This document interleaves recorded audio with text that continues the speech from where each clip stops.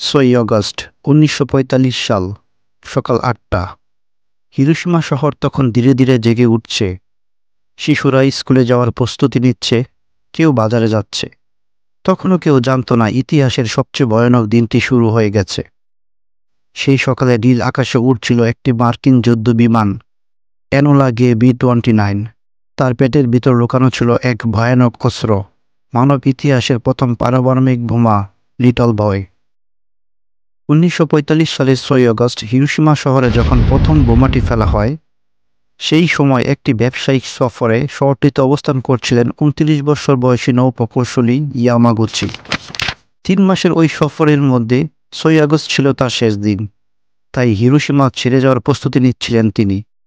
সেদিন সকাল 8:15টার দিকে ইয়ামাগুচি তার কোম্পানির শিপইয়ার্ডে পায়চারি করছিলেন। এমন সময়ই আকাশে একটি আমেরিকান বিমান থেকে প্যারাশুটের সঙ্গে সংযুক্ত একটি ছোট্ট বস্তু ফেলে দিতে দেখেন তিনি। আর এক মুহূর্তের মধ্যেই আকাশ জুড়ে কুণ্ডলি পাকানো মাশরুম আকৃতির আগুন নজরে আসে তার। ঘটনার তাৎক্ষণিক প্রতিক্রিয়ায় পাশেই একটি খাদের মধ্যে ঝাঁপ দিয়েছিলেন ইয়ামাগুচি। কিন্তু পৃথিবীর প্রথম বিস্ফোরিত সেই পারমাণবিক বোমার শকওয়েভ এতই শক্তিশালী ছিল যে খাদের ভিতর থেকে তাকে উড়িয়ে একটি আলু ক্ষেতের মধ্যে নিয়ে ফেলে।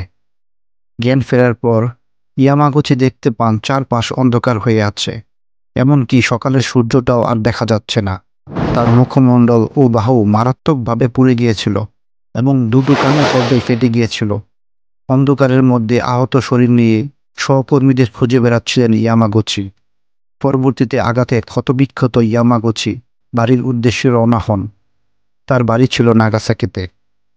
3 দিন পর 9 আগস্ট সেখানেই দ্বিতীয় পারমাণবিক বোমাটির বিস্ফোরণ ঘটায় মার্কিন বাহিনী।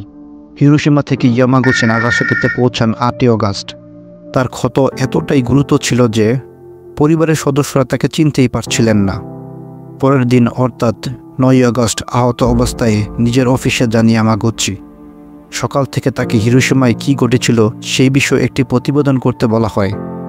আর ঠিক এমন সময়ে কক্ষের বাইরে হঠাৎ উজ্জ্বল সাদা আলোর ঝলকানির মধ্য দিয়ে আরও একটি বিস্ফোরণ ঘটে। শকওয়েভের মুহূর্তে এবারও ইয়ামাগুচি মেঝেতে লুটিয়ে পড়েন।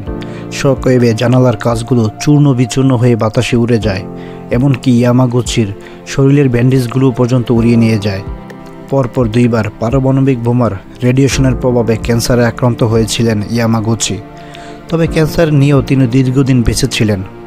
2010 সালে পাকস্থলীর ক্যান্সারে 93 বছর বয়সে তার মৃত্যু হয়। ইয়ামাগুচির পরপর 2বার পারমাণবিক বোমায় আঘাতপ্রাপ্ত হওয়ার ঘটনাটি এখনও জাপানের সরকারি নথিতে অন্তর্ভুক্ত আছে।